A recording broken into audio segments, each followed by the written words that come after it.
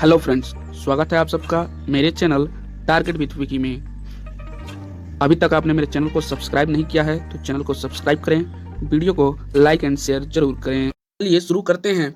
आज हम देखेंगे अशोक के शिलालेख एवं उनमें वर्णित विषय। काफ़ी छोटा सा टॉपिक है। इस टॉपिक से बार बार परीक्षा में प्रश्न पूछे जाते हैं। जैसे कि परीक्षा में पूछ लिए जाते हैं कि अशोक के किस शिलालेख में पशु बलि की निंदा की गई है, और आपके ऑप्शन दे दिए जाएंगे पहले शिलालेख, दूसरे शिलालेख, तीसरे शिलालेख, चौथे शिलालेख। तो यह काफ़ी आसानी से वीडियो के अंत तक आप बने रहिएगा।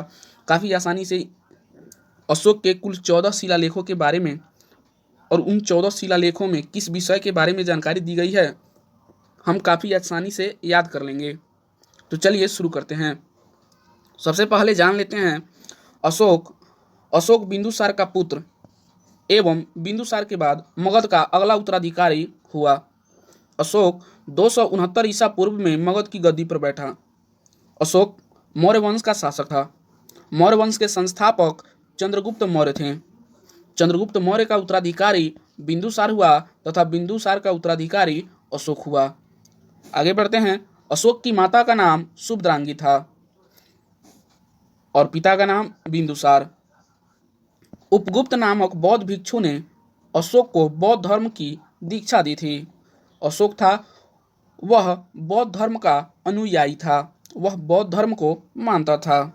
उपगुप्त नामक बौद्ध भिक्षु से उसने बौद्ध धर्म की दीक्षा ली थी। आगे देखते हैं। अशोक के शिलालेख में कुछ जानकारी है। अशोक के शिलालेख की खोज 1750 ईस्वी में पाद्रेटी फेंथलर ने की थी और अशोक के शिलालेखों की कुल संख्या 14 है। अशोक के अभिलेख पढ़ने में सबसे पहली सफलता 1837 ईस्वी में जेम्स प्रिंसेप को हुई। अशोक के कुल 14 शिलालेख हैं। उन 14 शिलालेखों में किस शिलालेख में किस विषय के बारे में बताया गया है यह हम याद करने वाले हैं, और आप वीडियो के अंत तक बने रहिएगा। काफ़ी आसानी से आपको याद हो जाएगा।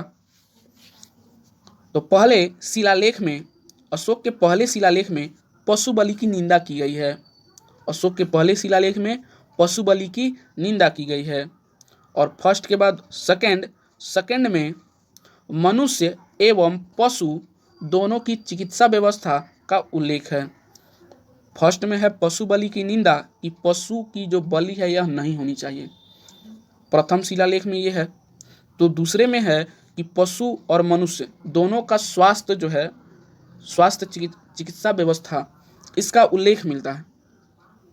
इसके बाद थर्ड में राजकीय अधिकारियों को यह आदेश दिया जाता है कि वह हर 5 वर्ष पर राज्य के दौरे पर जाएं। ठीक है। पहला पशु बलि की निंदा की गई, फिर दूसरा में मनुष्य और पशुओं की चिकित्सा व्यवस्था का उल्लेख किया गया, तीसरे में यह कहा गया कि राजकीय अधिकारी को यह आदेश दिया जाता है कि वह हर 5 वर्ष पर राज्य के दौरे पर जाएं। इन बातों का उल्लेख हमें मिलता है। आगे बढ़ते हैं हम चौथे शिलालेख के बारे में। चौथे शिलालेख में बताया गया है कि अशोक ने भेरी घोष की जगह पर धम्म घोष की घोषणा की। इस शिलालेख में भेरी घोष की जगह पर धम्म घोष की घोषणा की गई है। ठीक है। अशोक ने बताया कि सभी लोग भेरी घोष को छोड़कर धर्म के मार्ग पे चलें। भेरी घोष का अर्थ है कि किसी अलग राज्य को लूटना, बेईमानी रखना, ये सभी बातों को छोड़कर या क्रूरता को छोड़कर आप धर्म के मार्ग पे चलें। उसके आगे पांचवें में है धर्म महामंत्रों की नियुक्ति के विषय में जानकारी मिलती है। जब अशोक के चौथे शिलालेख में धर्म के मार्ग पर धम्म घोष की घोषणा की गई है तो उसके अगले ही शिलालेख में धर्म महामंत्रों की नियुक्ति के विषय में जानकारी मिलती है। ठीक है। छठे शिलालेख में है आत्मनियंत्रण की शिक्षा दी गई है। छठे शिलालेख में आत्मनियंत्रण की शिक्षा दी गई है। ठीक। इसमें 4-5 ही ऐसे इंपॉर्टेंट शिलालेख हैं जिससे एग्जाम में बार बार प्रश्न पूछे जाते हैं। सभी से नहीं पूछे जाते हैं। जैसे यहाँ पे 7 और 8 नंबर, ये जो है ये काफ़ी इंपॉर्टेंट है, इससे पूछा जाता है।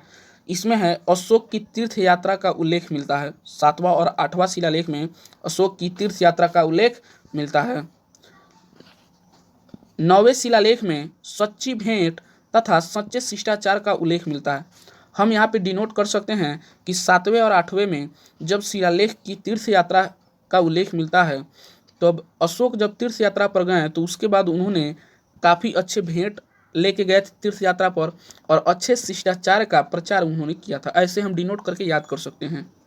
ठीक है, 9 नंबर हो गया। अब है 10वें शिलालेख में।